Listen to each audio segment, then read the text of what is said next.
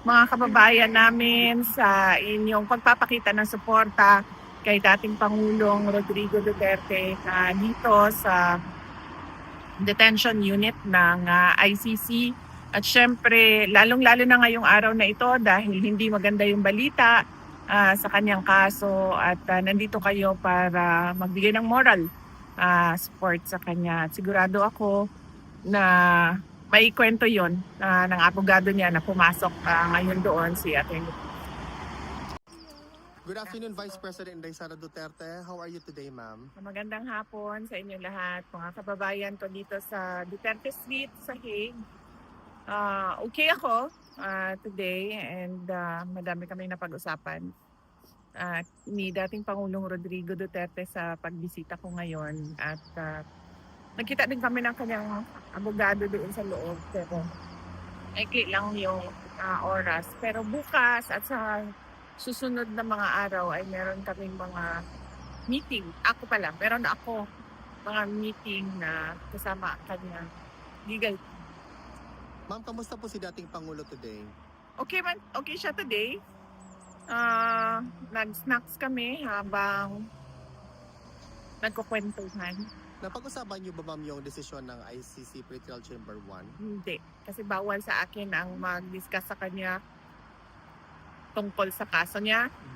Ang pinag-usapan namin ay yung mga aksidente sa dagat.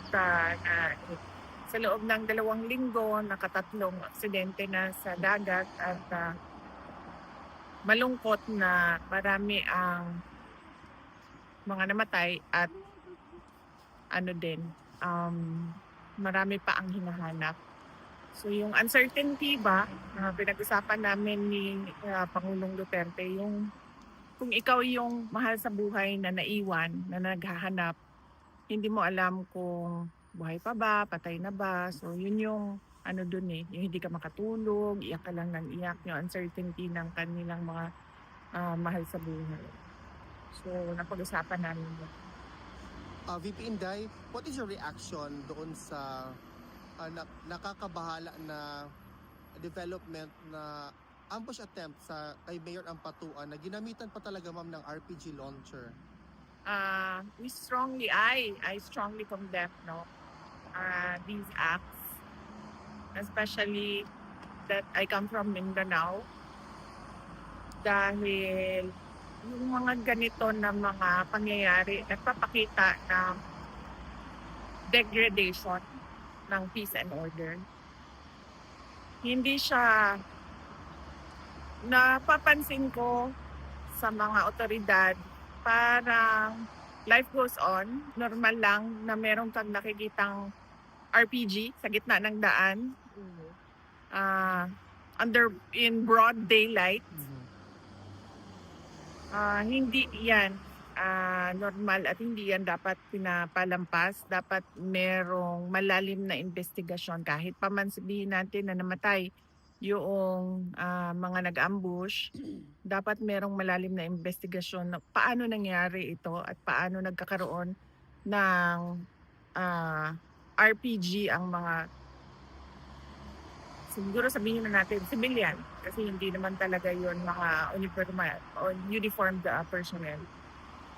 VP Inday, just to conclude this short interview, is there something you want to convey to the Filipino people, especially those who have become victims of the unfortunate occurrences of accidents sa waters, ma'am, yung mga pamilya? Oo, unang-una, nakikiramay tayo sa lahat ng mga pamilya ng namatayan dahil sa mga iba't ibang aksidente sa dagat.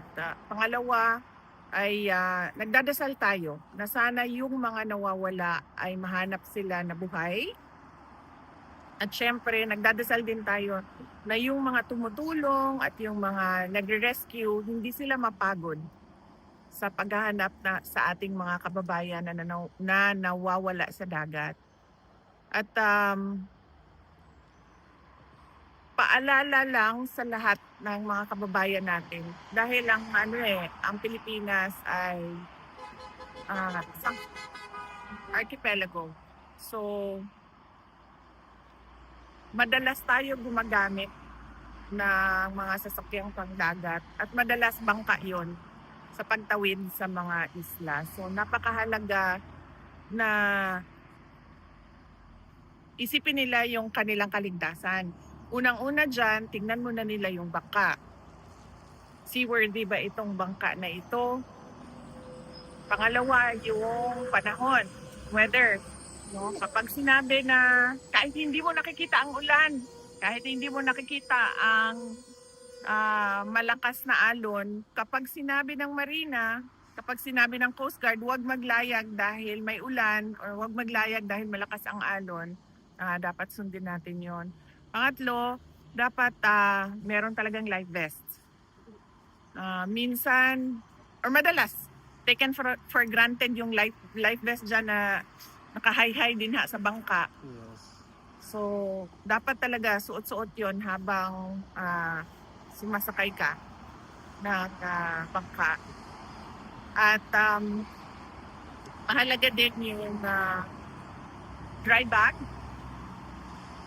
Yung kapag nasa tubig na ay safe yung cellphone mo, mga gamit mo.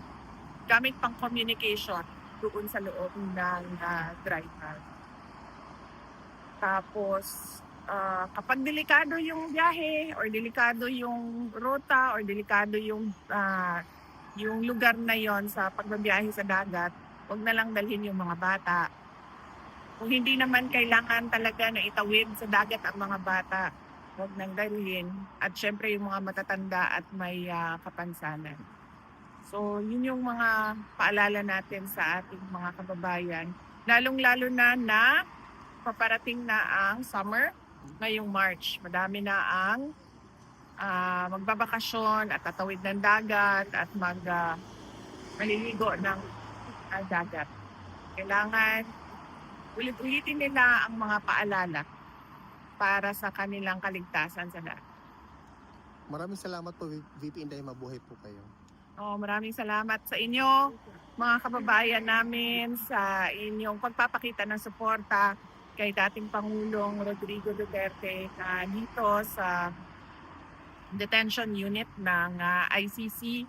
At syempre, lalong-lalo na ngayong araw na ito dahil hindi maganda yung balita sa kanyang kaso at nandito kayo para magbigay ng moral support sa kanya. At sigurado ako na may kwento yon ng abogado niya na pumasok ngayon doon si Atty. Thank you, VP. Thank you!